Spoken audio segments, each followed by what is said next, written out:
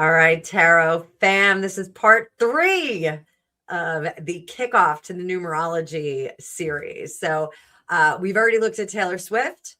We've already looked at Travis Kelce. If you haven't seen those, look at the end of this video. You'll get 2 cards for both of those, and you can click on those. But this video, we're going to see how their numbers intersect and what this means for 2026 ahead. And don't worry, we're reading some tarot as well. So let's giddy up, buttercups.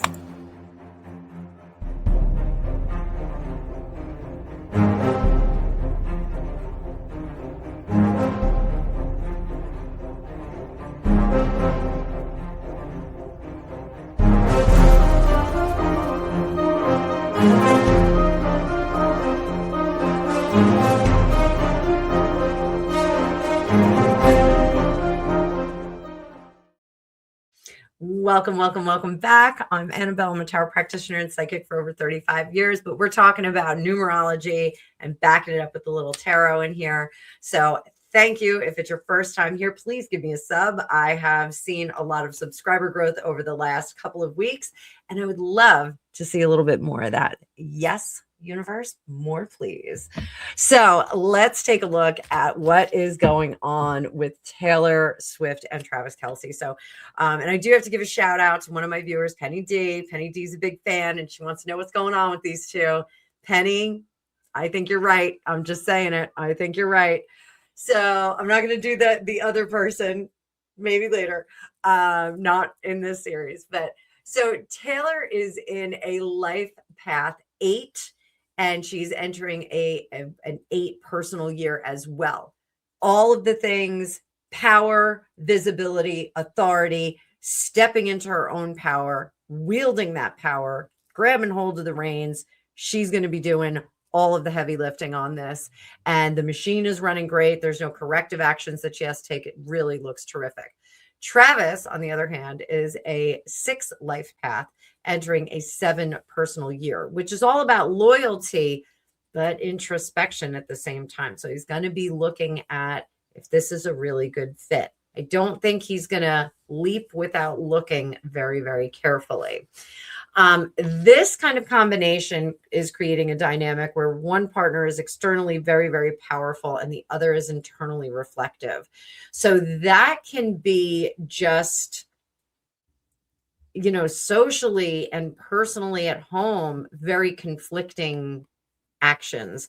That means somebody's going to be in their office doing all the things that they need to do, and somebody's going to be sitting in the meditation room kind of reflecting on everything that's going on. So is that going to cause some conflicts between the two of them? Let's pull up a card view and see how that is going to work. Is it going to cause conflicts for them? I think it is. For Travis. So Taylor is really going to be trying to, you know, cement this legacy. This is her year to do it.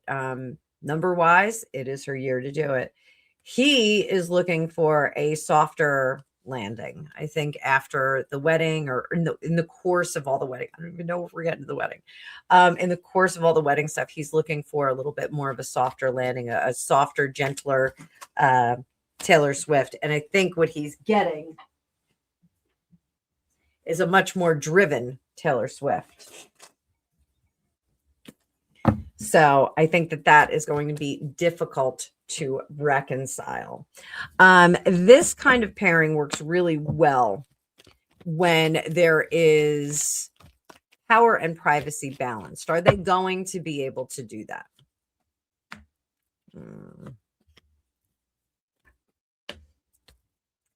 I think they will be on a very loose footing for a while. But I do think ultimately they find that footing and they're able to find a rhythm that works really well. Because that's really what we're talking about here, is them having different tempos, and as they move forward, they can stabilize that. If their expectations are not matched well, then tensions are going to rise. Are they going to get in the groove by July? July, I think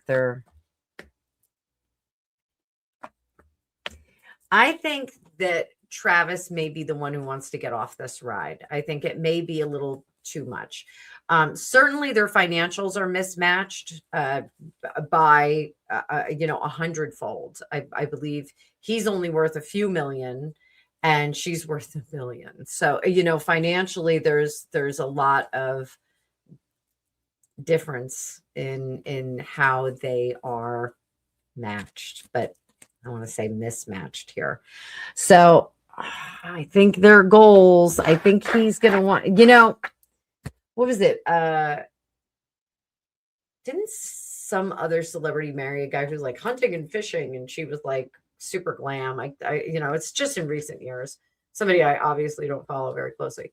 But I do think that we're going to get kind of a situation like that. Marilyn Monroe and Joe DiMaggio come to mind where, she was kind of this glamazon and Joe DiMaggio was like, well, make some food and like, let us hang out, and she just wasn't built for that. Not to say that Joe DiMaggio did not adore Marilyn Monroe. We all know that. But I think that Taylor Swift and Travis Kelce, I think maybe being like the homegirl, at homegirl. I think maybe it's a little performative. She's kind of character acquisition there a little bit. So, oh boy, I'm a little bit worried. I'm a little worried about these two. I don't know if you can tell. What can strengthen this bond? Since they are so different in the energies, what can strengthen the bond?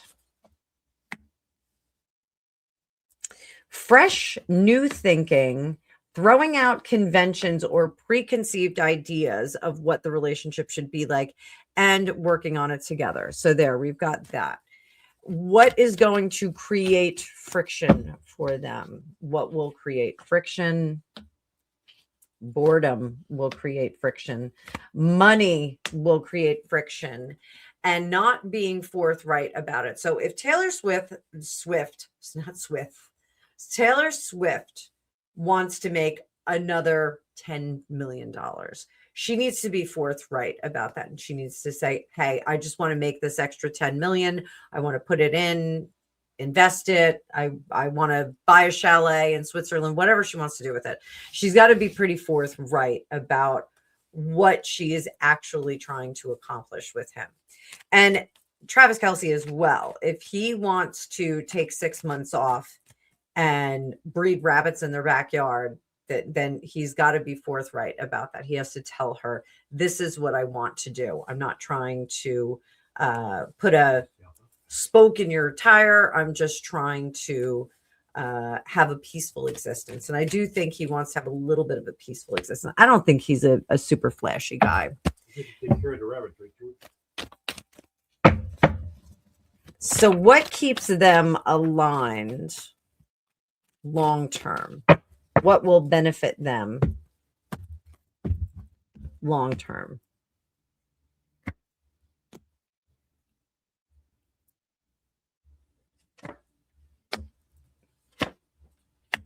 I don't think they should have kids right away.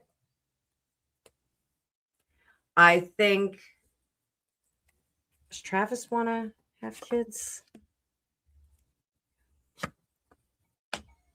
I think Travis is keen on having a robust family. Yeah, I think he had he's close with his brother. We all know that. His brother with his podcast. And I think he wants to fill that house with joy. But you fill the house with joy from the joy of creating a new human being. The joy of creating a tribe, building a tribe, actually giving birth to a tribe. And I think Taylor wants to put it off a little bit longer, but she's got to be careful because she's at that age where things can go a little sideways. So I do think that they should be very careful. And again, this is advice, not prediction. I think if the prediction is if they have kids, I think it will be too quickly. And it's something that they have to not say, oh, everybody's doing it. People do it all over the place. They just have kids and everything falls into place. I think they need to be a lot more intentional about it. And I think Travis is one of those, come on, let's just have a bunch of kids. Come on, it's time. And she's like, I don't know. So, do I think that they should slow this relationship down a little bit? I think not necessarily slow the relationship down, but I think they need to be a lot more intentional about where it is going and what their expectations are and how they will conduct themselves within the confines of a marriage. So it's going to be interesting. Going to be really interesting. So let's do this, kids.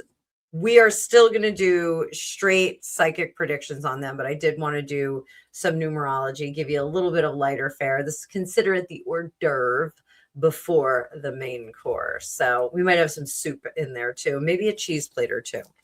But the numbers aren't predicting an end, but they're predicting some interesting conditions. So if you guys want to look at some other couples, let me know. I know there's Kylie Jenner and Timothée Chalamet. Shamalama ding dong. I think they're still together. So if you guys want to take a look at them, so be it. I know Zendaya and what's his name? Tom Hardy? Tom Holland. Tom Holland, not Tom Hardy. He's another football player, isn't he? No, Tom Hardy's another actor.